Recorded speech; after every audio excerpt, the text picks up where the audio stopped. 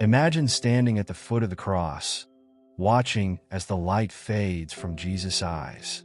The air grows thick with an eerie stillness. Then, without warning, the ground beneath your feet begins to tremble. What you're about to witness will shake the foundations of everything you thought you knew. In the next few minutes, we'll explore 5 earth-shattering events that unfolded in the wake of Jesus' death. Events so profound, they changed the course of history forever. As the crowd jeers and the air grows heavy with the stench of death, a solitary figure stands apart from the chaos. Meet Lucius, a battle-hardened Roman centurion tasked with overseeing the crucifixion of Jesus of Nazareth. His weathered face betrays no emotion as he surveys the scene before him. His hand resting casually on the hilt of his sword, Lucius has witnessed countless executions in his years of service to Rome. To him, this is just another day, another criminal meeting his end. He's heard whispers about this Jesus character, claims of miracles, talks of a new kingdom. But such tales mean little to a man who spent his life enforcing the iron will of the empire. As he watches the nails being driven into Jesus' flesh, Lucius can't help but admire the condemned man's composure. Most prisoners scream, beg, or curse, but this one remains oddly calm, even offering words of comfort to those around him. It's unsettling. In a way Lucius can't quite define, the centurion shakes off the thought. He's a soldier of Rome, after all. His duty is clear, his worldview set in stone. The gods of Rome reign supreme, and Caesar is their earthly representative. This Jesus, for all his supposed power, is just another failed messiah in a long line of Jewish troublemakers. Yet as the hours drag on, a nagging sense of unease begins to creep into Lucius' mind. The sky seems to darken prematurely, casting an eerie pall over Golgotha. He's seen executions last well into the night before, but something about this gradual dimming feels wrong. Unnatural. Lucius glances at his men, noting their growing restlessness. They shift their weight from foot to foot, eyes darting nervously to the horizon. Even the usually raucous crowd has grown quieter, their mockery fading to uneasy murmurs. Steady, Lucius barks, more to reassure himself than his troops. He's a centurion, after all. Command is in his blood. Roman military discipline has been drilled into him since he was a young recruit, and he's risen through the ranks by embodying that unwavering strength that in the Roman army. A centurion like Lucius would have been responsible for about 80 men. He would have earned his position through years of service, proving himself not just in battle, but in the day-to-day management of his troops. Centurions were the backbone of the Roman military machine, expected to lead by example and maintain iron discipline. Lucius takes pride in this role. He's faced down barbarian hordes, quelled rebellions, and weathered brutal campaigns. His scars are a testament to his dedication to Rome. So why does he feel this creeping doubt now, in the face of a single dying man? He forces himself to look at Jesus again, studying the battered figure on the cross. Blood trickles from the crown of thorns, mixing with sweat and dirt on his face. Yet there's a dignity in his bearing that Lucius can't deny. This is no ordinary criminal. If sensing the centurion's gaze, Jesus turns his head slightly, meeting Lucius' eyes. In that moment, something passes between them, a flicker of understanding, perhaps, or a challenge. Lucius quickly looks away, unsettled by the depth of compassion he saw in those pain-filled eyes. The sky continues to darken, and an oppressive stillness settles over the hill. Lucius finds his mind wandering to the stories he's heard about this Jesus. Healings, they said, multiplying food for thousands, even claims of raising the dead. He's dismissed such tales as superstitious nonsense before, but now, Lucius shakes his head, trying to clear these treasonous thoughts. He's a Roman, devoted to the old gods and the power of the empire. These Jewish fables have no place in his mind. And yet, as he watches Jesus struggle for each breath, he can't shake the feeling that he's witnessing something far beyond his understanding. The internal conflict gnaws at him. On one side, there's his duty, the unwavering loyalty to Rome that's defined his entire life. He's been trained to view the conquered peoples of Judea as backward and superstitious. Their messianic hopes are just another form of rebellion to be crushed. But on the other hand, there's the evidence of his own senses. The unnatural darkness, the eerie calm that's fallen over the usually bustling Jerusalem. And there's Jesus himself, a man facing an agonizing death with a serenity that defies explanation. Lucius thinks back to his military training, to the iron discipline that's been instilled in him. Roman soldiers were expected to be more than just fighters. They were the face of the empire, the enforcers of its will. Weakness or doubt could not be tolerated. He remembers the brutal training regimens, the long marches weighed down by heavy packs and armor. He recalls the strict hierarchy, where every man knew his place and his duty. This structure had given his life meaning and purpose for so long, but now, standing at the foot of the cross, Lucius feels that carefully constructed worldview beginning to crack. He's always prided himself on his rationality, on seeing the world clearly. Yet how can he rationalize what's happening around him? The darkness continues to deepen, as if night is falling in the middle of the day. A chill wind picks up, carrying with it a sense of foreboding.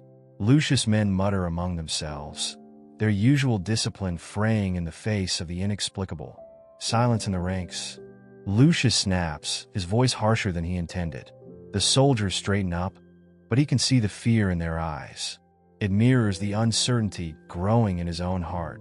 He turns his attention back to Jesus, watching as the man's chest rises and falls with increasing difficulty. Despite his suffering, there's no hatred in his expression. Even now, he seems to radiate a strange sort of peace. Lucius finds himself thinking of the other executions he's overseen. The curses, the pleas for mercy, the broken men begging for death to come quickly. This Jesus is different. There's a purpose to his suffering, a willingness to endure that Lucius can't fathom. That as he watches, Jesus manages to speak, his voice hoarse but clear. "Father, forgive them, for they know not what they do." The words hit Lucius like a physical blow. Forgiveness? For the men who nailed him to the cross? For the crowd that mocked him? For Lucius himself, who's overseeing this execution. It goes against everything the centurion has been taught about power and justice. In the world of Rome, mercy is a weakness. Enemies are to be crushed, not forgiven. Yet here is a man, facing the most brutal death the empire can devise. Offering forgiveness to his tormentors, Lucius feels something shift inside him, like the ground moving beneath his feet. The certainties that have guided his life, the supremacy of Rome, the righteousness of its conquests, suddenly seem less solid. He glances at the temple in the distance, its golden roof glinting even in the unnatural gloom. He thinks of the Jewish God, the one they claim is above all others. Could there be truth to their beliefs? Could this Jesus truly be something more than just another troublemaker? The questions swirl in Lucius' mind, each one threatening to undermine the foundations of his worldview. He's always taken pride in his loyalty to Rome, and being part of the greatest empire the world has ever known. But now, for the first time, he wonders if there might be a power greater than Caesar, a truth beyond what Rome has taught him. As these thoughts war within him, Lucius becomes aware of a growing tension in the air. It's as if the very elements are holding their breath, waiting for something momentous to occur. The darkness has become almost complete now. An impossible night in the middle of the day. Lucius feels a bead of sweat trickle down his back, despite the coolness of the air. His hand tightens on his sword hilt, seeking reassurance in its familiar weight. But even this symbol of Roman power seems inadequate in the face of what's unfolding before him. He looks up at Jesus once more, seeing the life ebbing from the man's body. Yet even now, there's a strength in him that Lucius can't explain. It's as if, somehow, this defeat is actually a victory of some kind. The centurion's certainty continues to crumble. The solid ground of his beliefs feels increasingly like shifting sand. He's a man accustomed to giving orders, to knowing his place in the world. But now, watching this Jewish teacher face death with such dignity, Lucius finds himself adrift in a sea of doubt. As the darkness reaches its peak, an anticipation builds in Lucius' chest. He can't shake the feeling that something earth-shattering is about to happen. The world seems to hold its breath, waiting for a cosmic shift that he can sense but not yet understand. Lucius steels himself, drawing on years of military discipline to maintain his composure. But deep down, he knows that whatever happens next will change everything. The certainties of his old life are slipping away, and he stands on the brink of a transformation he never could have imagined. With bated breath, the centurion waits for the next extraordinary event to unfold, knowing that his view of the world, and perhaps his very soul, hang in the balance. The centurion's unease is about to be justified in a way he never could have imagined. As the seconds tick by, an eerie stillness settles over Golgotha. Then, defying all natural laws, darkness begins to spread across the land. But this is no mere passing shadow. It's a darkness that will persist for hours, leaving witnesses grappling with a troubling question. What power could extinguish the very sun itself? Lucius blinks rapidly, struggling to make sense of what he's seeing. The sun, which had been blazing overhead just moments ago, seems to dim as if a great celestial hand is slowly covering it. The light fades gradually at first, then with alarming speed. Within minutes, an unnatural twilight engulfs Jerusalem and the surrounding countryside. The reaction among the crowd is immediate and visceral. Gasps of shock give way to cries of fear. Some fall to their knees, convinced that divine judgment has come upon them. Others huddle together, seeking comfort in numbers as the world around them plunges into an impossible night that Lucius's soldiers, hardened men who've faced countless battles, shift uneasily. Their eyes dart from the fading sky to their commander, silently pleading for an explanation, for orders, for any semblance of normalcy in this surreal moment. But Lucius has no answers to give. His own mind races, trying to reconcile what he's witnessing with everything he thought he knew about the natural world. The darkness deepens, the contrast with what should be becomes stark and unsettling. It's midday, the height of afternoon when the sun should be at its most powerful. There are no clouds in the sky, no hint of an approaching storm. This darkness defies all expectations, all logic. It's as if the very fabric of reality is being torn apart before their eyes. In the growing gloom, Lucius finds himself considering explanations he would have dismissed as nonsense just hours ago. Could this be an eclipse? He quickly dismisses the thought. He's seen eclipses before, and they nothing like this. They pass quickly, a brief darkening followed by the return of light. This darkness shows no signs of abating. If anything, it seems to be growing deeper, more absolute with each passing moment. Perhaps, he thinks, it's some sort of dust storm or ash cloud from a distant volcano. But even as the thought forms, he knows it's not true. The air is still, free from the choking particles that would accompany such an event. No, this darkness is something else entirely, something that defies natural explanation. The minutes stretch into an hour. Then, too, the impact of the prolonged night becomes increasingly pronounced. The temperature drops, a chill seeping into the bones of all those gathered on the hill. Torches are lit, their flickering flames only serving to emphasize the unnatural absence of sunlight. The city of Jerusalem, visible in the distance, becomes a sea of tiny lights as its inhabitants struggle to cope with the unexpected nightfall. In the eerie half-light, conversations turn to whispered discussions of prophecy and divine intervention. Lucius overhears snatches of talk about the Old Testament prophets, men who spoke of darkness falling in the day as a sign of God's judgment. He recalls the words of Amos, "And it shall come to pass in that day, saith the Lord God, that I will cause the sun to go down at noon, and I will darken the earth in the clear day." The centurion finds himself torn between his rational mind, which insists there must be a logical explanation, and a growing sense that he's witnessing something truly supernatural. He thinks of the Roman gods he's worshipped all his life, wondering if they have any power in the face of this all-encompassing darkness. For the first time, he begins to seriously consider the claims made about the man dying on the cross before him. As the third hour of darkness approaches, the atmosphere on Golgotha becomes increasingly tense. The initial shock has given way to a deep, pervasive unease. The darkness seems to press in on all sides, a tangible presence that weighs on the soul as much as the body. Lucius notices that even the hardened criminals crucified alongside Jesus have fallen silent. Their earlier mockery replaced by wide-eyed fear, the centurion's gaze is drawn repeatedly to Jesus. Despite the pain he must be enduring, the man's composure remains unbroken.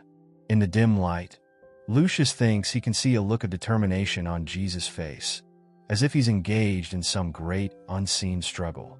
It's a stark contrast to the fear and confusion evident in everyone else present, that as the darkness persists, its psychological effects become increasingly apparent. Lucius observes the growing distress among the onlookers and his own men. Fear and confusion are etched on every face, the prolonged absence of light playing havoc with their sense of time and reality.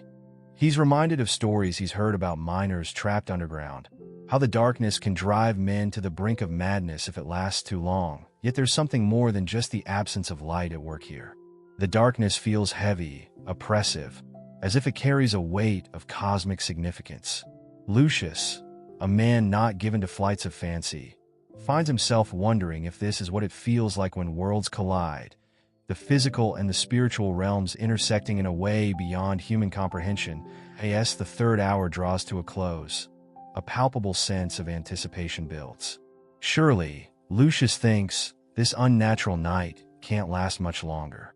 The laws of nature, the very cycle of day and night that governs all life, must reassert themselves soon. Yet a part of him wonders what other impossible things might occur if this darkness can persist for so long. Then, just as suddenly as it began, the darkness begins to lift. The transition back to daylight is gradual at first, then accelerates. Within minutes, the sun emerges from its supernatural eclipse, bathing Golgotha in the warm light of late afternoon. The sudden return to normalcy is almost as shocking as the onset of darkness had been. Lucius blinks in the renewed brightness, his eyes struggling to adjust after hours of gloom. Around him, he sees similar reactions, people shielding their eyes, looking around in wonder and relief. But the mood is far from celebratory. The experience of the past 3 hours has left an indelible mark on all present. As he surveys the scene, Lucius realizes that something fundamental has shifted. The world looks the same as it did before the darkness fell, yet everything feels profoundly different.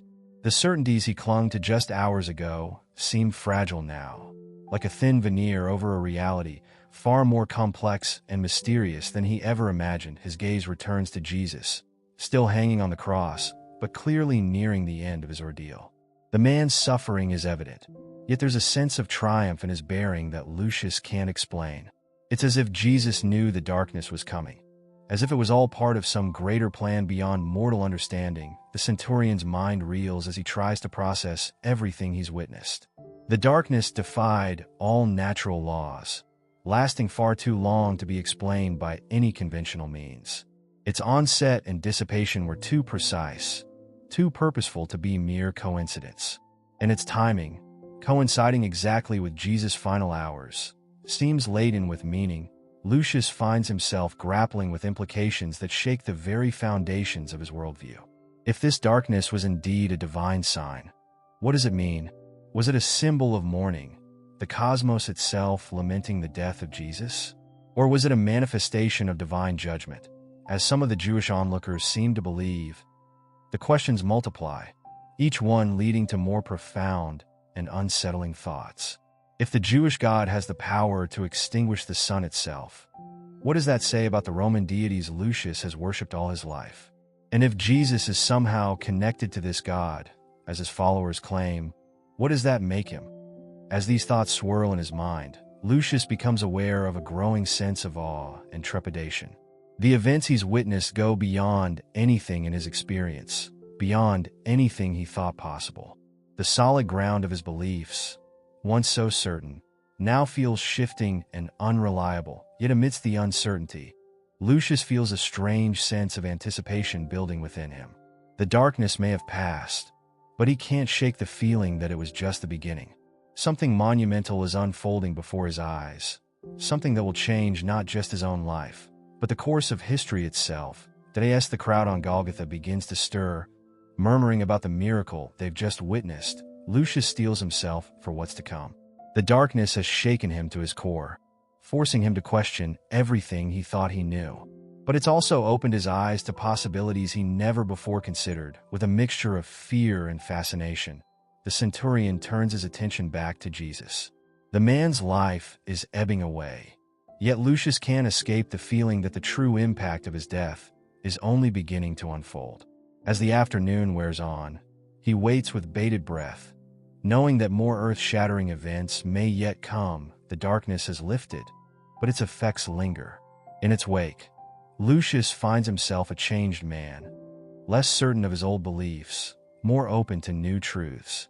As he watches Jesus draw his final breaths, the centurion prepares himself for whatever wonders or terrors the coming hours might bring. The world has been plunged into darkness and emerged changed. Now, standing at the foot of the cross, Lucius can only wonder what other miracles await. The darkness had been just the beginning. As Jesus exhaled his final breath, the earth itself seemed to hold its own. What force could make the ground tremble at the moment of one man's death? Lucius, the Roman centurion, had barely begun to process the supernatural darkness when he felt the first tremor beneath his feet. It was subtle at first, a gentle vibration that could easily be dismissed as imagination. But within seconds, the trembling intensified, and the reality of what was happening became unmistakable. The ground began to shake violently, catching everyone on Golgotha off guard. Panic cries erupted from the crowd as people struggled to maintain their balance.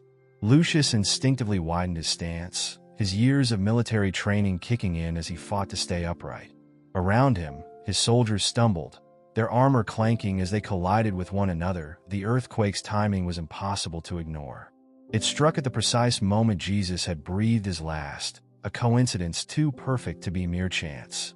Lucius had experienced earthquakes before during his time in Judea. The region was known for its seismic activity, lying as it did along a significant fault line. But those had been predictable, often preceded by smaller tremors or other warning signs. This quake was different. It came without warning, striking with a suddenness that defied natural explanation.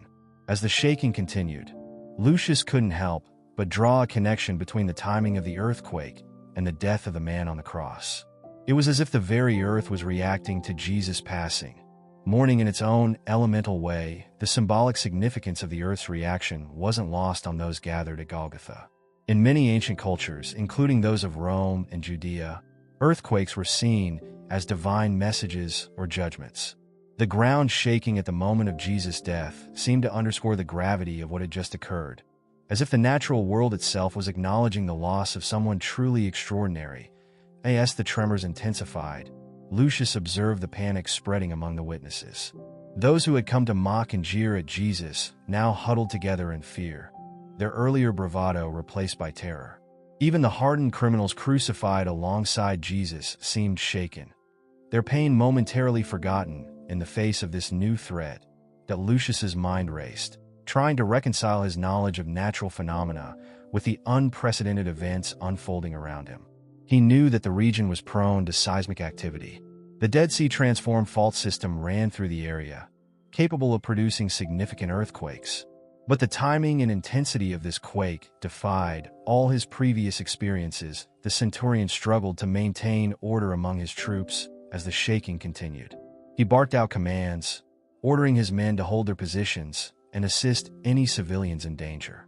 But even as he focused on his duty, Lucius couldn't shake the feeling that he was witnessing something far beyond the scope of his authority or understanding. That as the earthquake reached its peak, a new sound cut through the chaos, a sharp, cracking noise that seemed to come from the very bones of the earth. Lucius turned his head, searching for the source, and what he saw made his blood run cold. The solid bedrock beneath their feet was splitting apart. Great fissures opened up, zigzagging across the ground like jagged scars. The sight was as terrifying as it was awe-inspiring. Rocks that had stood firm for millennia were being torn asunder, as if some giant hand was ripping the earth apart. The splitting of the rocks added a new layer of symbolism to the already potent event. In many ancient belief systems, rocks and stones were seen as the most permanent, unchanging elements of the natural world. To see them broken and split was to witness the impossible, a fundamental alteration of reality itself. Lucius recalled words he had heard from some of the local people, quoting their scriptures. The mountains melt like wax before the Lord of all the earth. Was this what they meant? Was he witnessing the very foundations of the world responding to the presence, or in this case, the absence, of divinity. As the rock continued to split, Lucius noticed something even more extraordinary. Some of the newly opened fissures seemed to be revealing ancient tombs, long hidden within the bedrock. The earthquake was literally opening graves, exposing secrets that had been buried for generations. The implications of this were staggering. In Jewish thought, the opening of graves was associated with the end times, with resurrection and final judgment. To see it happening now, in conjunction with Jesus' death, added a cosmic significance to the event that Lucius could barely comprehend. The centurion found himself thinking of the words Jesus had spoken from the cross, his offer of forgiveness to his executioners. In light of these earth-shattering events, those words took on new meaning. Was this display of natural power somehow connected to that act of supernatural mercy? As the shaking began to subside, Lucius took stock of the scene around him. The landscape of Golgotha had been transformed. What was once solid ground was now a maze of cracks and fissures.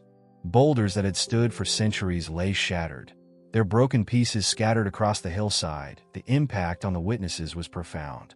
Many had fallen to their knees, overcome by fear or awe or both. Others stood frozen, staring at the altered landscape with wide, uncomprehending eyes. The mocking crowds from earlier were nowhere to be seen, having fled in terror at the first signs of the earthquake. That Lucius's own men were visibly shaken. These were battle-hardened soldiers, accustomed to facing danger without flinching. But the events of the past hours, the unnatural darkness, Jesus' death, and now this earth-splitting quake, had pushed them to the limits of their courage. That as the dust settled and an eerie calm descended on Golgotha, Lucius found himself grappling with the full implications of what he had witnessed. The earthquake, with its precise timing and unprecedented effects, seemed to confirm that Jesus was no ordinary man. The very earth had reacted to his passing in a way that defied all natural explanation. The centurion's mind whirled with questions. If the earth itself recognized Jesus' significance, what did that mean for the claims he had made about his identity? Could he truly have been the Son of God, as his followers claimed? And if so, what did that mean for Lucius, who had overseen his execution? The splitting of the rocks served as a powerful metaphor for Lucius's own internal state. Just as the solid bedrock had been torn apart, so too were the foundations of his beliefs crumbling. Everything he had thought he knew about the world, about power, about the gods themselves, was being called into question. That as he surveyed the transformed landscape, Lucius couldn't shake the feeling that he was standing at a pivotal moment in history. The earth-shattering events he had witnessed were more than just natural phenomena. They were signs pointing to a profound shift in the spiritual realm. The Roman centurion, once so confident in his worldview, now found himself adrift in a sea of uncertainty. The solid ground of his beliefs had been literally and figuratively shaken.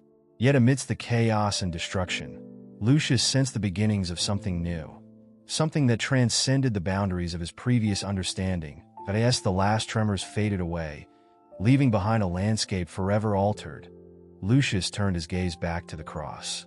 Jesus hung there, lifeless now, but the centurion couldn't escape the feeling that the man's story was far from over. The earth had shaken, rocks had split, and graves had opened. What other wonders or terrors might yet unfold? With a mixture of fear and anticipation, Lucius steeled himself for whatever might come next.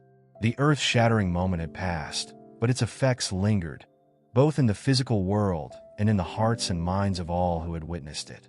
As the dust settled on this transformed Golgotha, the centurion sensed that an even greater revelation might be just around the corner. The splitting of the rocks had revealed more than just hidden tombs.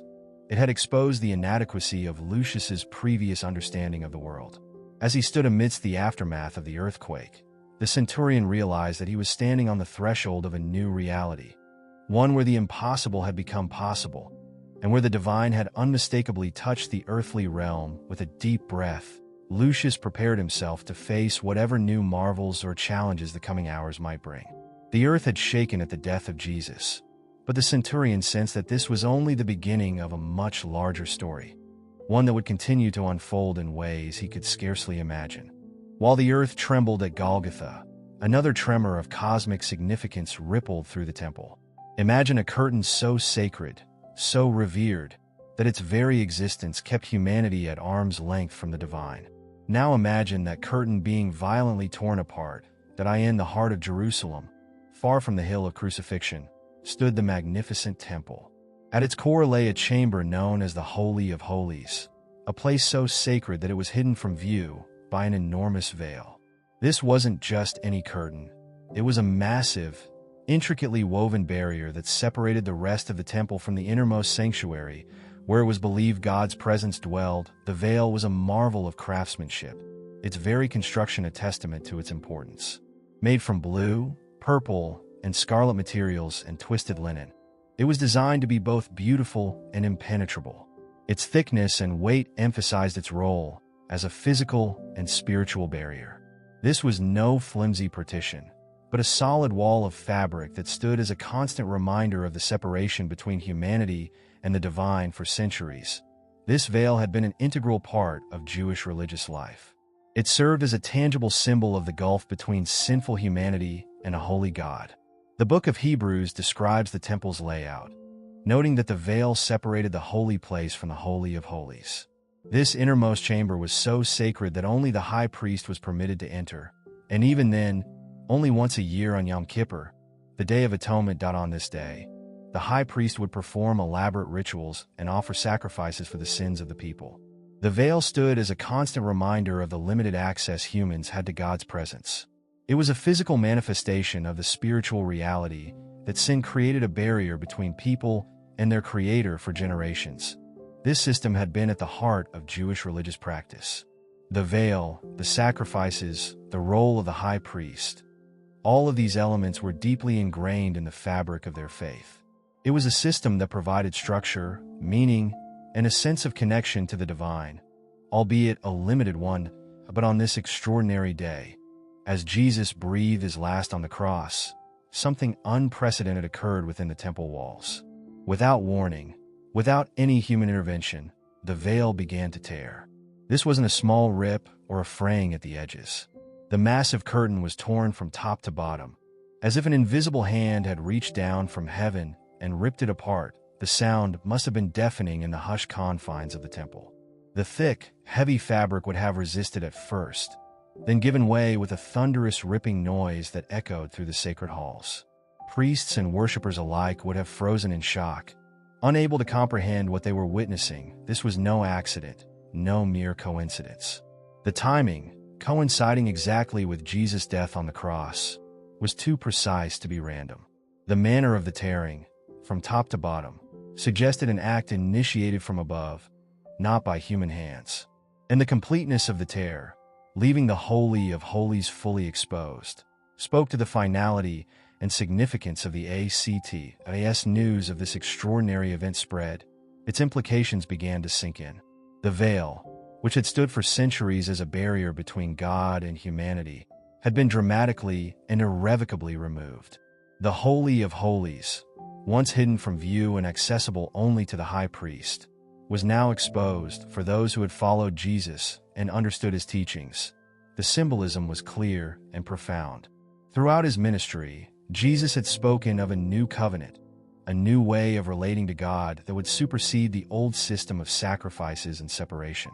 He had claimed to be the way, the truth, and the life, the only path to the Father. Now, with his death on the cross and the supernatural tearing of the temple veil, those claims took on new significance. It was as if the old system, with its limited access to God and its need for continual sacrifices, had been literally torn apart.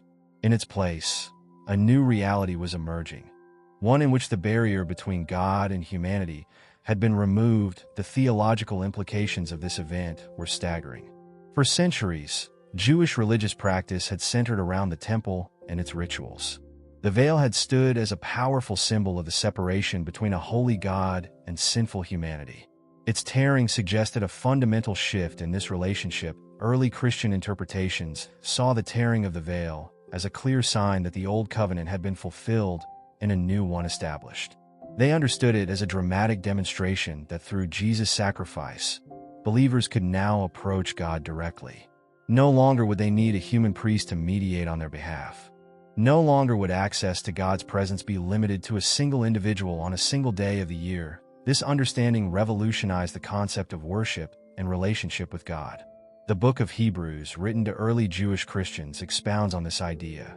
Therefore, brothers and sisters, since we have confidence to enter the most holy place by the blood of Jesus, by a new and living way opened for us through the curtain, that is, his body, and since we have a great priest over the house of God, let us draw near to God with a sincere heart and with the full assurance that faith brings.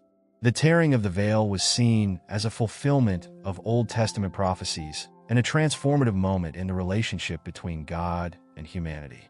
It signaled the end of the old sacrificial system and the beginning of a new way of relating to God through faith in Jesus Christ. For those present in Jerusalem on that fateful day, the impact of the torn veil would have been immediate and visceral. Priests who had spent their lives serving in the temple would have been shaken to their core. The carefully ordered system of worship, with its strict hierarchies and detailed rituals, had been upended in an instant. Ordinary worshippers, who had always relied on priests to intercede on their behalf, suddenly found themselves facing a new reality. The Holy of Holies, once shrouded in mystery and accessible only to the high priest, was now exposed. It was as if the very presence of God, once carefully contained and controlled, had burst forth into the world. The psychological and spiritual impact of this event cannot be overstated. For generations, the veil had stood as a powerful symbol of the gulf between humanity and God. Its sudden, supernatural destruction would have challenged fundamental assumptions about the nature of worship, sin, and divine accessibility. Some would have reacted with fear, uncertain of what this dramatic change meant for their relationship with God. Others might have felt a surge of hope and excitement, sensing that a new era of spiritual connection was dawning. Still others would have been skeptical, struggling to reconcile this unprecedented event with their traditional understanding of God and worship. As word of the torn veil spread beyond the temple, it would have been met with a mix of awe, confusion, and disbelief. For those who had witnessed Jesus' crucifixion and the supernatural darkness that accompanied it, this latest miracle would have added to the growing sense that something of cosmic significance was unfolding back on Golgotha. News of the torn veil would have reached Lucius, the Roman centurion, adding another layer to his already shaken worldview. He had witnessed the darkness, felt the earth shake, and seen rocks split apart. Now, hearing of this dramatic event in the Jewish temple, he would have been forced to confront the growing evidence that Jesus was indeed someone extraordinary. The tearing of the veil represented more than just the destruction of a physical barrier. It symbolized a fundamental shift in the spiritual landscape. The old system, with its emphasis on separation and mediated access to God, was giving way to something new. A direct, personal relationship with the divine was now possible in a way it had never been before for early followers of Jesus. This event would have been seen as a powerful confirmation of his teachings and his identity. He had spoken of himself as the way to the Father, and now, with his death, the literal barrier between God and humanity had been torn apart. It was as if the spiritual realm had aligned itself with Jesus' claims, providing a dramatic and visible sign of the new covenant he had come to establish. But as the implications of the torn veil continued to ripple outward, it became clear that this was more than just a localized event in Jerusalem. It represented a cosmic shift, a reordering of the relationship between heaven and earth. The carefully maintained separation between the divine and the human had been breached, and nothing would ever be the same. For Lucius and others grappling with the events of that day, the torn veil added another piece to an increasingly complex puzzle. It spoke of a God who was no longer content to remain hidden behind barriers, but who was actively reaching out to humanity. It suggested a new era of divine-human interaction, one in which the old rules and limitations no longer applied. But as the sun began to set on this extraordinary day, the torn veil stood as a powerful symbol of transformation. The old had given way to the new, the hidden had been revealed, and the distant had become near. For those with eyes to see and hearts to understand, it was a sign that everything had changed. The barrier was gone, and a new journey of faith was just beginning. As the veil fell, another barrier between life and death began to crumble. What if the resurrection wasn't limited to just one man? Imagine the shock and awe that swept through Jerusalem As tombs opened and figures long thought lost to history walked the streets, once more the earthquake that had torn the rocks asunder had also breached the sanctity of the grave. As the tremors subsided, witnesses on Golgotha and throughout Jerusalem saw an extraordinary sight. Tombs, once sealed tight, now stood open. The stone doors that had kept the dead separate from the living lay broken and scattered at first. People assumed this was simply another effect of the powerful quake. After all, the shaking had been violent enough to split solid bedrock. It wasn't inconceivable that it could also damage ancient burial sites. But as the dust settled and the initial panic subsided, it became clear that something far more profound was occurring. From these open tombs emerged figures that defied explanation. Men and women, clad in burial clothes but appearing very much alive, began to walk among the living. These weren't shambling corpses or ghostly apparitions, but fully restored individuals who moved with purpose and intent. The appearance of these resurrected individuals sent shockwaves through Jerusalem. Imagine the scene. A city already reeling from the supernatural darkness, a powerful earthquake, and reports of the temple veil being mysteriously torn, now faced with the unimaginable sight of the dead returning to life. The implications were staggering, challenging the very foundations of people's understanding of life, death, and the natural order. For the Jewish people, the concept of resurrection was not entirely foreign.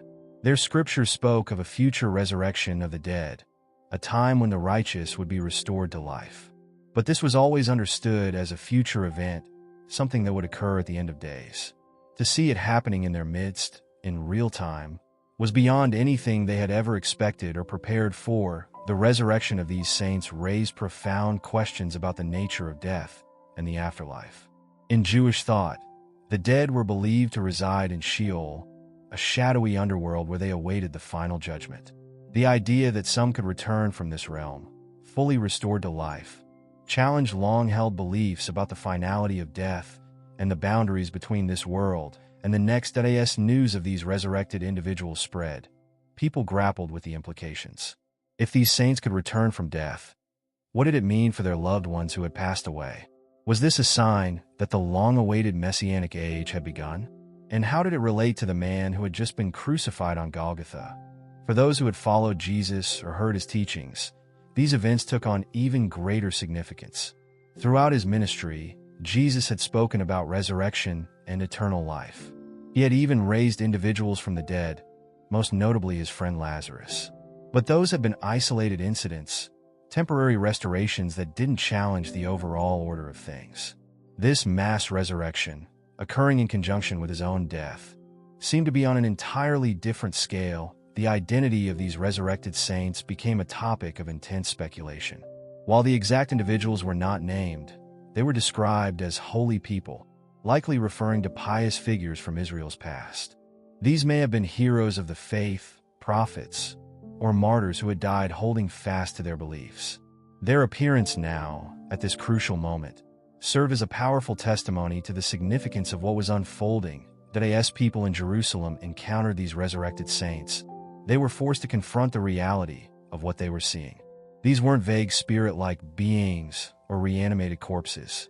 They were fully restored individuals, able to interact and communicate. The implications were profound. Death, it seemed, was not the insurmountable barrier it had always appeared to be for Lucius, the Roman centurion who had overseen Jesus' crucifixion. News of this resurrection would have been yet another shock to his increasingly fragile worldview. He had witnessed the darkness, felt the earthquake, and heard about the torn veil in the temple. Now, reports of the dead walking in Jerusalem would have pushed him even further from his comfortable certainties about the nature of life, death, and the divine. The timing of these resurrections added another layer of mystery and significance to the events. While the tombs opened at the moment of Jesus' death, coinciding with the earthquake, the actual appearance of the resurrected saints in Jerusalem occurred after Jesus' own resurrection. This sequence of events seemed to emphasize Jesus' primacy in this new order. He was, as the Apostle Paul would later write, the firstfruits of the resurrection, paving the way for others to follow. This timing also raised questions about what had happened to these saints in the interim. Had they lain in their open tombs, restored but waiting? Or had they experienced some form of temporary restoration, only to fully emerge after Jesus had risen?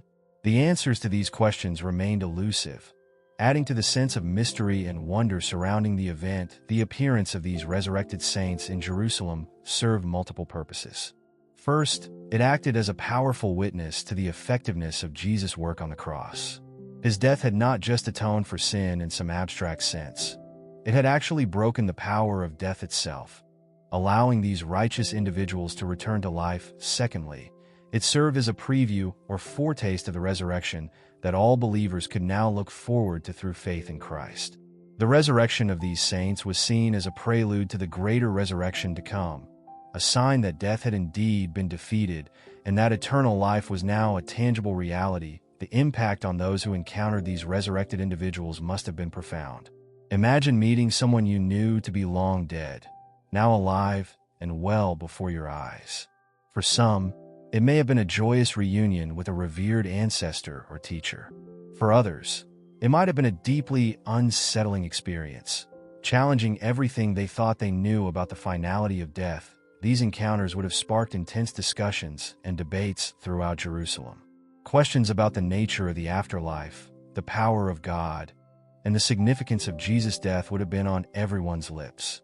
The resurrected saints themselves likely played a crucial role in these conversations, offering firsthand testimony about what they had experienced and what it all meant. Interestingly, the Bible does not specify whether these resurrected saints died again or ascended to heaven with Jesus. This ambiguity has led to much speculation over the centuries. Some have suggested that they remained on earth for a time as powerful witnesses to the reality of resurrection, while others believe they were taken directly to heaven, their restored bodies serving as a preview of the glorified state awaiting all believers. The resurrection of these saints also serves to connect the Old and New Testaments, the Old Covenant and the New. These were likely individuals who had lived and died under the Old Covenant, looking forward in faith to the promised Messiah. Now, they had been restored to life through the work of that Messiah, serving as a bridge between the two eras of God's dealings with humanity. For the early Christian community, the resurrection of these saints would have been a powerful confirmation of their faith. It demonstrated that Jesus' death and resurrection were not isolated events, but part of a larger divine plan that encompassed all of history. It showed that the promises made to the patriarchs and prophets were being fulfilled in a way that exceeded all expectations. That word of these resurrections spread beyond Jerusalem. It would have contributed to the rapid growth of the early church. The idea that death had been defeated, that a new age of resurrection had begun, was a powerful and attractive message in a world where death often seemed to have the final word. The appearance of these resurrected saints in Jerusalem following Jesus' crucifixion stands as one of the most extraordinary and thought-provoking events in the biblical narrative. It challenged fundamental assumptions about life and death, provided powerful testimony to the efficacy of Jesus' sacrifice, and offered a glimpse of the resurrection hope that lay at the heart of the emerging Christian faith. As the sun set on that momentous day, Jerusalem buzzed with the news of these incredible events. The darkness, the earthquake, the torn veil, and now the resurrection of the saints. Each piece added to a picture of cosmic significance that was still unfolding. For Lucius and countless others, the world would never be the same. The boundary between life and death had been breached, and a new era of hope and possibility had dawned. While humanity struggled to comprehend the events unfolding in Jerusalem, something even more profound was occurring. What if the earth itself understood the gravity of this moment better than those who walked upon it? The clues were everywhere, waiting to be pieced together. As the darkness lifted and the earthquake subsided, an eerie calm settled over Jerusalem and the surrounding countryside. But this was no ordinary peaceful aftermath. There was a tension in the air, a sense that the natural world was holding its breath, waiting for something more. The cumulative effect of the supernatural darkness, the earth-splitting tremors, and the inexplicable phenomena that had accompanied Jesus' death had transformed the landscape, both physically and metaphorically. The once familiar hills of Judea now bore the scars of the recent earthquake. Fissures crisscrossed the ground, and boulders lay scattered where they had never been before. The air, which had been thick with darkness just hours ago, now seemed unnaturally clear, as if the very atmosphere had been altered by the events it had witnessed. Even the plants and animals seemed different, their usual rhythms disrupted by the cosmic upheaval. For those who had witnessed the full scope of these events, the contrast with normal natural processes was stark and unsettling. Earthquakes were not uncommon in the region, but they typically followed predictable patterns. They didn't coincide with unexplainable darkness or split rocks with such precision. The natural world operated according to understood laws and cycles. But what had transpired on this day defied all conventional understanding. Lucius, the Roman centurion, found himself grappling with this new reality as he surveyed the changed landscape. His military training had taught him to observe and analyze, to find logical explanations for the world around him. But how could he explain what he had witnessed? The sudden onset of darkness at midday, the violent shaking of the earth at the moment of Jesus' death, the reports of the temple veil tearing and the dead rising. Each event on its own was extraordinary, but taken together, they painted a picture of a world fundamentally altered. But as he pondered these things, Lucius couldn't shake the feeling that there was a deeper meaning to nature's response. In Roman thought, as in many ancient cultures, unusual natural phenomena were often seen as omens or divine messages. The gods were believed to communicate through signs in the natural world. But this went beyond anything in Roman mythology or religious practice. This felt like the entire created order was reacting to a single event. The death of the man on the cross, the symbolic significance of nature's reaction began to take shape in Lucius' mind. The darkness that had blotted out the sun seemed to represent the cosmic weight of what was transpiring, as if all of creation was in mourning. The earthquake, with its power to reshape the very ground beneath their feet, spoke of a fundamental shift in the order of things. The splitting of rocks, exposing ancient tombs, hinted at long-buried secrets being brought to light. But as Lucius mulled over these thoughts, he recalled something he had overheard from some of Jesus' followers. They had spoken of him as being more than just a man, but as the very word through which all things were created. If this was true, if Jesus was indeed the creator in human form, then his death would have implications far beyond the human realm. It would be an event of cosmic significance, one that the whole of creation would feel and respond to. This concept aligned with what Lucius was observing. It was as if the natural world, in its own way, recognized the gravity of what had occurred even when many humans failed to grasp it. The centurion found himself wondering if perhaps the created order had a deeper connection to its creator than he had ever imagined. That as he continued to survey the transformed landscape, Lucius' thoughts turned to the interconnectedness of natural systems. His time in the military had taught him the importance of understanding terrain and weather patterns, how one element of nature could influence another. But what he was witnessing now suggested a level of interconnection far beyond anything he had previously conceived. The darkness had affected more than just visibility. It had caused a drop in temperature and altered animal behavior. The earthquake had not only shaken the ground, but had changed waterways and topography. Each event had set off a chain reaction throughout the natural world, demonstrating how deeply intertwined all aspects of creation truly were. This realization led Lucius to a profound question. If all of nature was so interconnected, and if it was all responding to the death of Jesus, what did that say about Jesus himself? Could he truly be the linchpin that held all of creation together, as his followers claimed?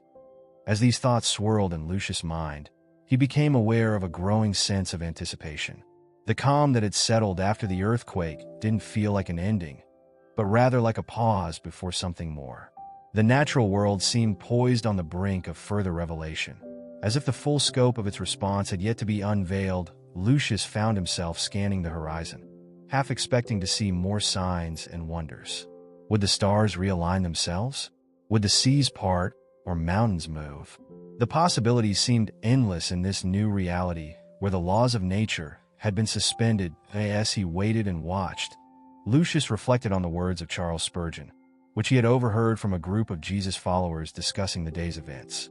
Spurgeon had remarked on the sensitivity of nature in response to Jesus' death, stating, "Men's hearts did not respond to the dying Redeemer's agonizing cries, but the rocks responded." This observation struck a chord with Lucius.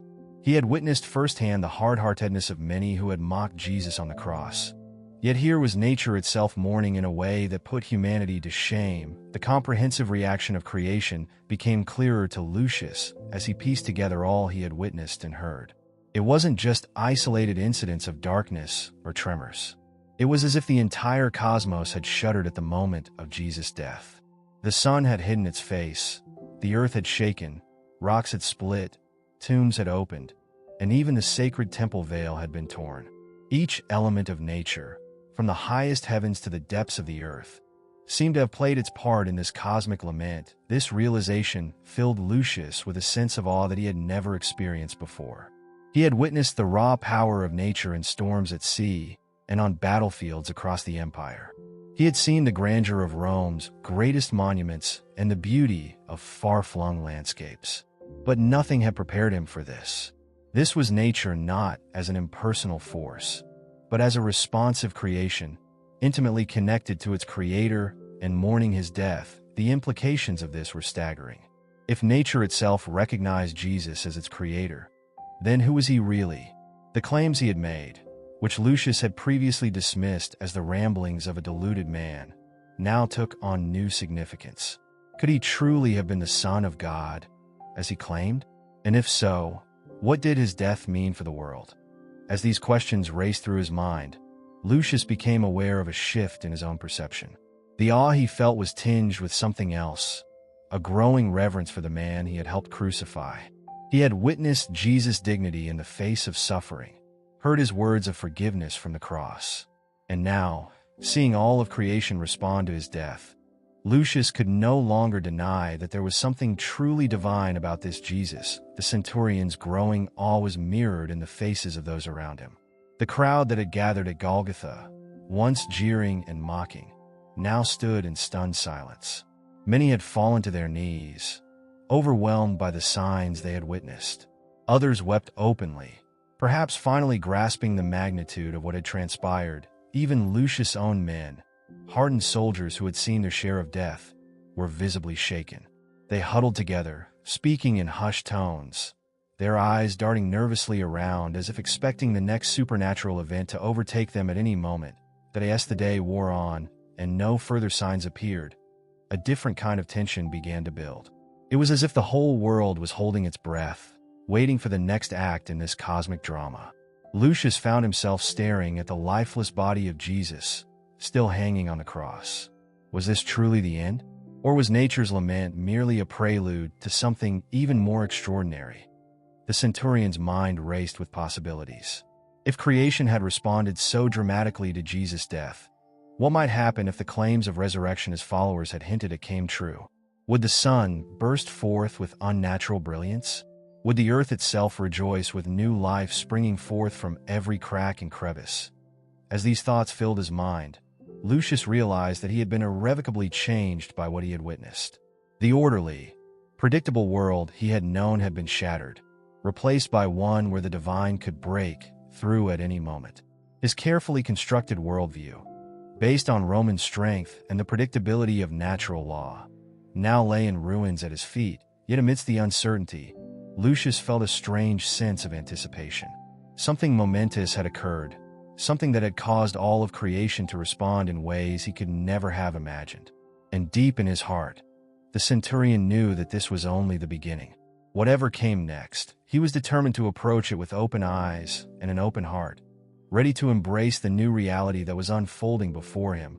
As the sun began to set on this extraordinary day, painting the sky in hues of red and gold, Lucius took one last look at the transformed landscape around him. The scars left by the earthquake were still visible, a permanent reminder of nature's lament. But there was also a sense of renewal in the air, as if the very act of mourning had cleared the way for something new to emerge. With a mixture of awe, trepidation, and growing faith, Lucius turned his gaze back to the cross. Whatever happened next, he knew that he would never see the world, or the man called Jesus, in the same way again. The centurion's journey, like that of creation itself, had only just begun. Have you ever wondered what the odds are of someone fulfilling multiple ancient prophecies? The mathematical probability is so astronomical, it might just change how you view the events surrounding Jesus' death. As the extraordinary events of Jesus' crucifixion unfolded, a deeper narrative was emerging, one that had been written centuries before. The Old Testament, revered by Jews and Christians alike, contains numerous prophecies about the coming Messiah, These predictions, penned by various prophets over hundreds of years, paint a detailed picture of the promised Savior's life, death, and purpose for those witnessing the crucifixion. These ancient words were suddenly taking on new significance. The darkness that had covered the land, the earthquake that had split rocks, and the other supernatural occurrences weren't just isolated incidents. They were the culmination of a divine plan set in motion long ago. Now let's examine some of these prophecies and their fulfillment in the events surrounding Jesus' death. The prophet Zechariah, writing around 500 years before Christ, spoke of the Messiah being betrayed for 30 pieces of silver. This precise amount was what Judas received for turning Jesus over to the authorities. Psalm 22, composed by King David roughly 1,000 years before Jesus, describes in vivid detail the suffering of the Messiah. They have pierced my hands and my feet. They divide my garments among them and cast lots for my clothing. These words align eerily well with the Roman practice of crucifixion and the soldiers' actions at the foot of the cross. Isaiah, prophesying around 700 BC, wrote of a suffering servant who would be despised and rejected by mankind, a man of suffering and familiar with pain. He goes on to say, "Surely he took up our pain and bore our suffering.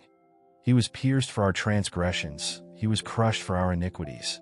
The parallels between this description and Jesus' experience on the cross are striking, but it's not just the broader strokes that align. Even smaller details find their fulfillment. Psalm 69 speaks of the Messiah being given vinegar to drink, which happened when Jesus expressed thirst on the cross. The prophet Amos foretold that God would make the sun go down at noon and darken the earth in broad daylight, a prediction that aligns perfectly with the supernatural darkness that fell during the crucifixion. These prophecies found their fulfillment one by one. The statistical improbability of such accurate predictions becomes staggering. Mathematician Peter Stoner calculated that the probability of one person fulfilling just 8 of the messianic prophecies is 1 in 10 to the power of 17. To put this in perspective, that's equivalent to covering the entire state of Texas 2 feet deep in silver dollars, marking one, and having a blindfolded person select that specific coin on their first try. The precision of these fulfillments challenges the notion that they could be mere coincidence or the result of human planning. Many of the events, such as the darkness at noon or the earthquake, were clearly beyond human control. Others, like the soldiers casting lots for Jesus' clothing, were actions taken by people who had no knowledge of or interest in fulfilling ancient Jewish prophecies. To fully appreciate the significance of these fulfilled prophecies, we need to understand the historical context of messianic expectations in first-century Judaism. The Jewish people had been living under foreign rule for centuries, and many eagerly anticipated the coming of the Messiah as a political and military leader who would restore Israel's independence and glory. This expectation was based on certain prophecies that spoke of the Messiah as a conquering king. However, there were other prophecies that painted a very different picture, that of a suffering servant who would bear the sins of many. These seemingly contradictory descriptions created a complex and often misunderstood expectation of who the Messiah would be and what he would do. The fulfillment of prophecies in Jesus' death challenged many of these preconceptions. Instead of a triumphant king overthrowing Roman rule, they saw a man dying on a cross. Yet, as the supernatural events unfolded, it became clear that something of cosmic significance was taking place. As witnesses grappled with these events, anticipation began to build. If these prophecies were being fulfilled so precisely, what else might come to pass? What other ancient words might suddenly come to life before their eyes? Among the most significant prophecies fulfilled during the crucifixion was the one concerning the darkness that fell over the land. This event, recorded in multiple Gospels, finds its prophetic roots in the book of Amos. The prophet declared, "In that day, declares the sovereign Lord, I will make the sun go down at noon and darken the earth in broad daylight." This darkness, lasting for 3 hours in the middle of the day, was more than just a dramatic backdrop to Jesus' death. It was a cosmic sign, a fulfillment of prophecy that spoke volumes about the nature of what was occurring. In many ancient cultures, including those of Rome and Judea, darkness during the day was seen as a portent of divine judgment or the death of a great leader. The fulfillment of this prophecy, along with the others, began to paint a clear picture. The man dying on the cross was no ordinary criminal. He was the long-awaited Messiah, the fulfillment of centuries of prophecy and expectation for Lucius, the Roman centurion overseeing the crucifixion. These revelations were profoundly unsettling. As a soldier of Rome, he had been trained to view local religious beliefs with skepticism, if not outright dismissal. Yet the events he had witnessed, the darkness, the earthquake, the splitting of rocks, defied natural explanation now. Hearing of these ancient prophecies and their precise fulfillment, Lucius found his worldview crumbling. The Jewish God, whom he had previously dismissed as just another local deity, suddenly seemed far more powerful and present than he had ever imagined. The man he had helped crucify, whom he had seen as just another troublemaker, was taking on a significance that both awed and terrified him. That Lucius's mind raced as he tried to process this new information. He thought back to Jesus' behavior on the cross, his composure, his words of forgiveness, his final cry of, "It is finished." In light of these fulfilled prophecies, those actions took on new meaning. It was as if Jesus had known all along that his death was part of a greater plan, a divine script written centuries before the centurion found himself facing a crisis of belief. His training had taught him to trust in the power of Rome and the truth of its gods. But what he had witnessed on Golgotha seemed to dwarf anything he had previously known or believed. The evidence of these fulfilled prophecies was too specific, too precise to ignore. As Lucius grappled with these thoughts, he became increasingly aware of a growing conviction in his heart. The man he had crucified was more than just a charismatic teacher or a political rebel. He was someone of cosmic importance, someone whose death had shaken the very foundations of the world. The fulfillment of these ancient prophecies served as a powerful testimony to Jesus' identity and purpose. They demonstrated that his death was not a tragic accident or a failure of his mission, but the very reason he had come. Each fulfilled prophecy was like a piece of a grand puzzle, coming together to reveal a picture of divine love and redemption for those who witnessed these events and understood their prophetic significance. The implications were staggering. It meant that the God of Israel was not silent or distant, but actively working in history to bring about his plans. It meant that Jesus' claims about his identity and mission were true. And it meant that everything was about to change. That as the sun began to set on that momentous day, Lucius stood at a crossroads. The events he had witnessed and the prophecies he had heard about were leading him to a conclusion he could no longer ignore. The man who had died on the cross before him was no ordinary man. He was the fulfillment of ancient prophecies, the long-awaited Messiah. With this realization, Lucius felt his perspective shifting. He was no longer just a Roman soldier carrying out another execution. He was a witness to something world-changing, something that would reshape history and redefine humanity's relationship with the divine. As night fell over Jerusalem, the city buzzed with talk of the day's events. But for Lucius, all the noise faded into the background. His focus remained on the cross and the man who had hung there. In the fulfillment of prophecy, he had caught a glimpse of a truth greater than anything he had known before. And he knew, with a certainty that both thrilled and terrified him, that his life would never be the same. As the last rays of sunlight faded over Jerusalem, Lucius stood motionless at the foot of the cross. The events of the day had shaken him to his core, leaving him grappling with a profound sense of uncertainty. He had begun this day as a seasoned Roman centurion, confident in his worldview and his duty. Now, as darkness settled over Golgotha, he found himself questioning everything he had ever believed. The cumulative weight of what he had witnessed pressed heavily upon him. The supernatural darkness that had blanketed the land for 3 hours defied all natural explanation. The violent earthquake that had split rocks and opened tombs still reverberated in his bones. Reports of the temple veil, tearing from top to bottom, without human intervention, added to the growing sense that he had witnessed something beyond mortal understanding. But it wasn't just these extraordinary events that troubled Lucius.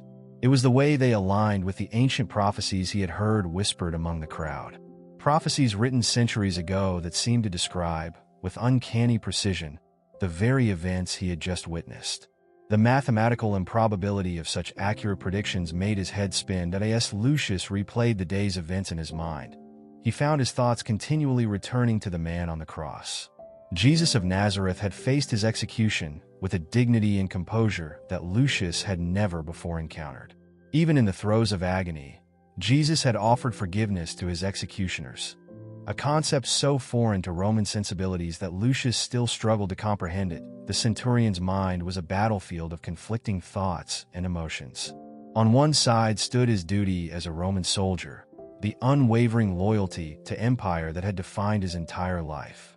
He had been trained to view the conquered peoples of Judea as backward and superstitious. Their religious beliefs were to be tolerated only insofar as they didn't threaten Roman authority. Yet on the other side stood the undeniable evidence of his own senses.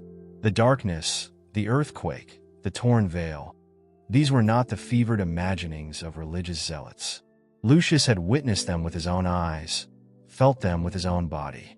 And then there were Jesus's final words. "It is finished." Not the desperate cry of a defeated man, but the triumphant declaration of someone who had accomplished exactly what he set out to do. Lucius found himself facing a crisis of belief that threatened to upend his entire world. If what he had witnessed was true, if Jesus was indeed who he claimed to be, then everything changed. The implications were staggering, reaching far beyond the borders of this troublesome province and into the very foundations of Roman power and religion. The potential consequences of embracing this new perspective weighed heavily on Lucius. As a Roman official, any hint of sympathy towards local religious movements could be seen as a betrayal of his duty. The empire was generally tolerant of foreign religions, but only to a point. Embracing a faith that proclaimed a power higher than Caesar was dangerous territory indeed. Lucius knew the stories of other Romans who had been swayed by the religions of conquered peoples. At best, they faced social ostracism and political repercussions. At worst, they could be accused of treason.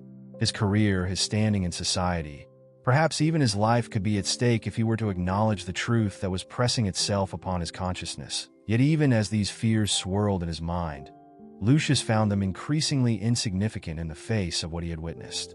The power demonstrated on Golgotha dwarfed anything Rome could muster. If Jesus truly was the Son of God, as he had claimed, then what was the might of Caesar in comparison? As Lucius wrestled with these thoughts, he became acutely aware of the historical context in which he stood. The Roman pantheon of gods had always been flexible, absorbing deities from conquered territories as a matter of political expediency. But the God of the Jews, and by extension the God that Jesus claimed as Father, was different. This was no regional deity to be added to the imperial cult. This was a God who claimed sole and supreme authority over all creation. The exclusivity of this claim had always been a source of tension between Rome and Judea. Now Lucius found himself caught in the middle of this cosmic conflict. The evidence before him pointed to a power far greater than Rome, a truth far more compelling than the imperial propaganda he had been raised on. As these realizations cascaded through his mind, Lucius felt a growing sense of anticipation. He stood on the brink of a momentous decision, one that would define the rest of his life.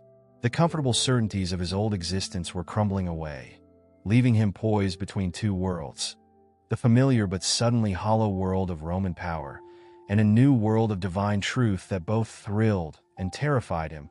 In this moment of decision, Lucius's mind flashed back to Jesus' behavior on the cross, the compassion he had shown to his fellow sufferers, the forgiveness offered to his executioners, the sense of purpose that had radiated from him even in his final moments. These were not the actions of a deluded fool or a failed revolutionary. They were the actions of someone exactly who he claimed to be. The tension within Lucius reached its breaking point. The weight of evidence, the fulfillment of prophecy, the supernatural events he had witnessed, all of it pointed to one inescapable conclusion. With a clarity that cut through his lifetime of Roman indoctrination, Lucius knew what he had to do. Drawing himself up to his full height, Lucius turned to face his fellow soldiers and the remaining crowd on Golgotha. His voice, trained to command on the battlefield, rang out clear and strong. Surely this man was the Son of God. The words hung in the air, a declaration that changed everything. In that moment, Lucius crossed a line from which there was no return. He had acknowledged a power greater than Rome, a truth more compelling than anything he had known before. The impact of Lucius's proclamation was immediate and profound. His soldiers looked at him, with a mixture of shock and uncertainty. Some of the Jewish onlookers gasped, recognizing the significance of a Roman official acknowledging Jesus' divine identity. Others began to weep, overwhelmed by the implications of what they had witnessed for Lucius. The relief of finally voicing his conviction was tempered by the knowledge that his life would never be the same. He had begun this day as a loyal servant of Rome. He ended it as a witness to something far greater, a truth that transcended earthly empires and changed the course of history. As news of Lucius's declaration spread, it served as a powerful testimony to the impact of Jesus' death. Here was a hardened Roman soldier, a man trained to be skeptical of local religions, proclaiming that Jesus was indeed the Son of God. His transformation from skeptic to believer was a microcosm of the larger change that was beginning to sweep through Jerusalem and beyond. Lucius's words carried weight, not just because of his position as a centurion, but because of the journey he had undergone. He had witnessed the crucifixion from its beginning to its extraordinary end.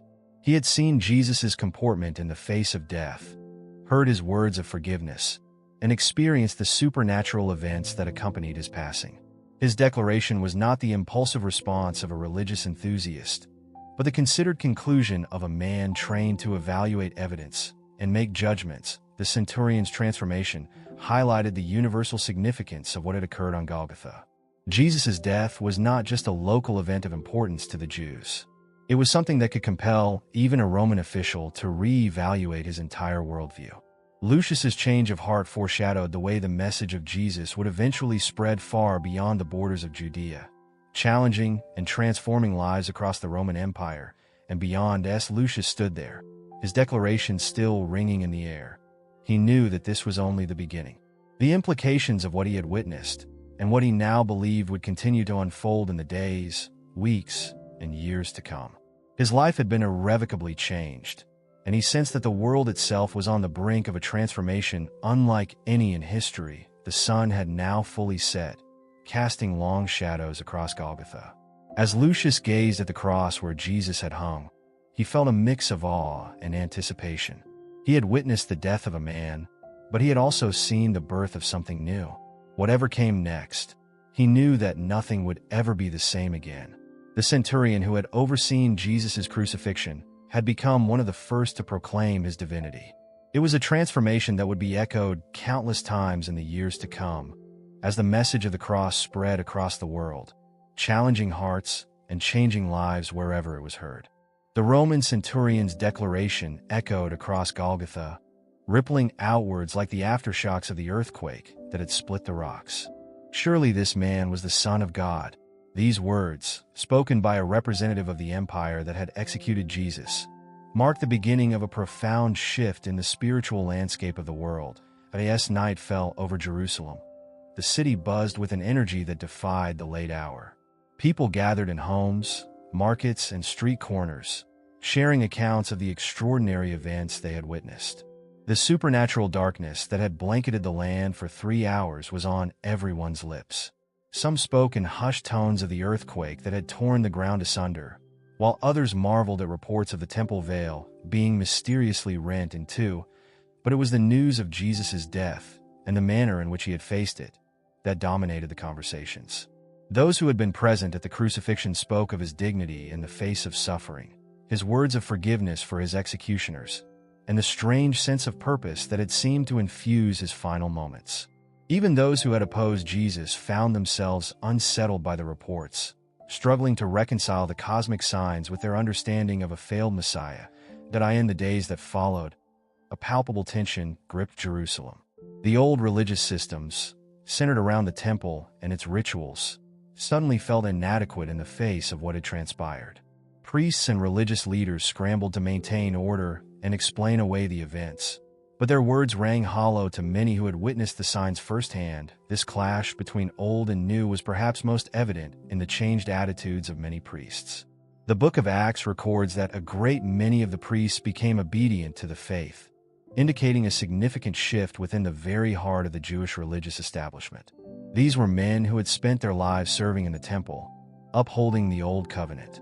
Now, They found themselves grappling with a new reality that seemed to fulfill and supersede everything they had known. As news of the events in Jerusalem began to spread beyond the city walls, it encountered a mix of reactions.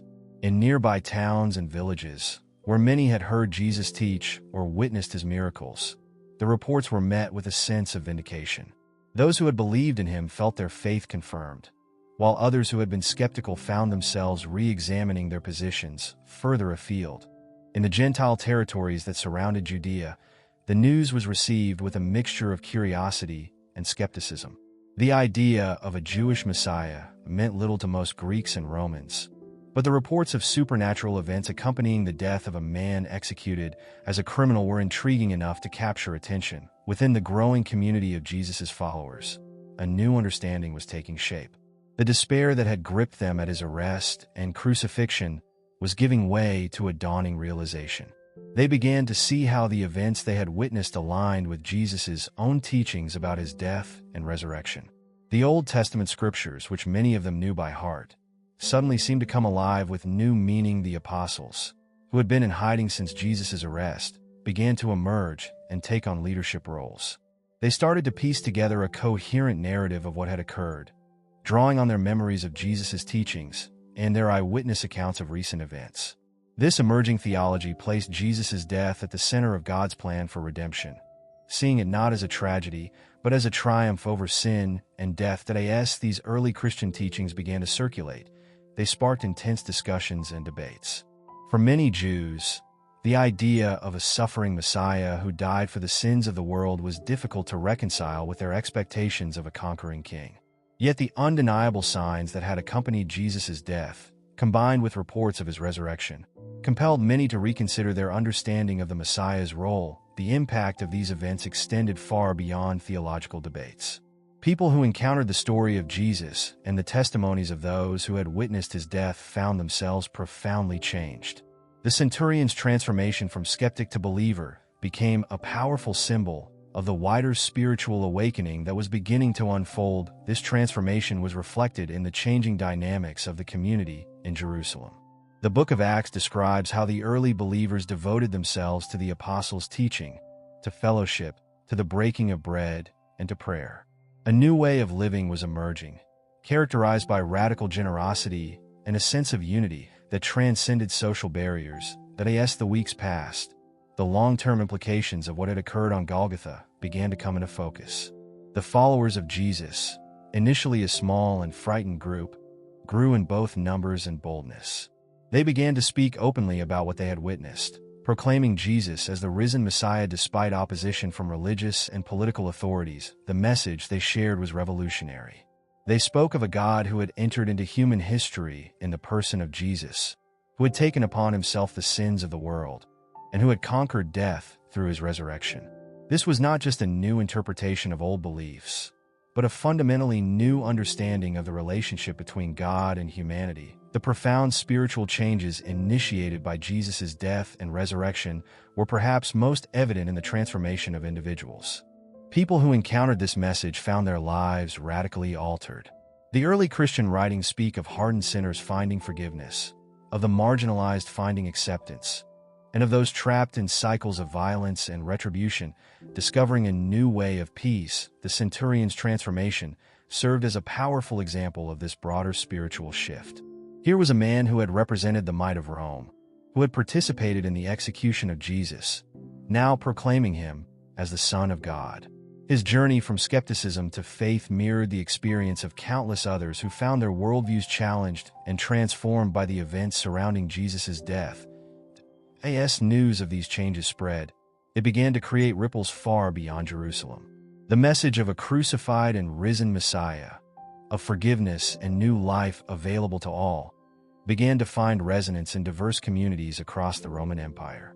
It challenged established power structures, offered hope to the oppressed, and presented a radical new vision of human worth and dignity. The impact on the Jewish community was particularly profound. The idea that the long-awaited Messiah had come, had died, and had risen again forced a re-evaluation of centuries of tradition and expectation. While many rejected these claims, others found in them the fulfillment of their deepest hopes. The early Christian movement, while initially seen as a sect within Judaism, soon began to attract Gentile converts, leading to new questions about the relationship between Jewish law and faith in Jesus. As the first century progressed, the ripple effects of what had begun on Golgotha continued to expand. Communities of believers sprang up across the Mediterranean world, united by their faith in Jesus and their commitment to living out his teachings. These communities stood out for their radical love, their care for the poor and marginalized, and their willingness to cross social and ethnic boundaries. The transformation that had begun with the centurion's declaration at the foot of the cross was now a movement that was reshaping the ancient world. It challenged the religious and political status quo, offered a new understanding of humanity's relationship with God, and presented a vision of community that transcended traditional divides. As this new era unfolded, those who had witnessed the events in Jerusalem could scarcely have imagined the full extent of their impact. The death of Jesus, which had seemed like the end of a movement, had instead become the catalyst for a spiritual revolution that would span continents and centuries. The cosmic shift that had occurred on that fateful day in Jerusalem continued to reverberate through history. The old systems of religious and political power found themselves increasingly challenged by a message of love, forgiveness, and radical equality before God. The transformation of the Roman centurion, once a symbol of imperial might, into a believer in a crucified Messiah, became emblematic of the wider changes taking place. As the sun rose on this new era, the world stood on the brink of a transformation unlike any it had seen before. The events that had unfolded on a hill outside Jerusalem were set to reshape human history, offering a new understanding of God, humanity, and the relationship between them. The story that began with darkness falling at noon, with rocks splitting and a veil tearing, was far from over. Instead, it was just the beginning of a narrative that would continue to unfold, challenging and changing lives for generations to come. As the sun set on that fateful day in Jerusalem, the world had witnessed 5 extraordinary events: darkness at noon, an earthquake that split rocks, the temple veil torn in two, tombs opening, and saints rising from the dead. These supernatural occurrences, coinciding with Jesus' crucifixion, shook the foundations of both the physical and spiritual realms. The Roman centurion's transformation from skeptic to believer exemplified the profound impact of these events.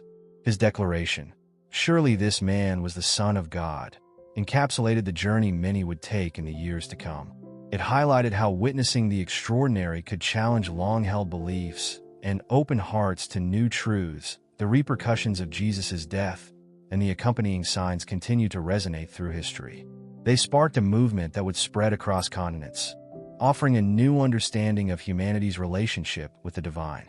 The events on Golgotha became a turning point, inviting people to reconsider their place in the cosmos and their connection to a God who had demonstrated his power in unmistakable ways.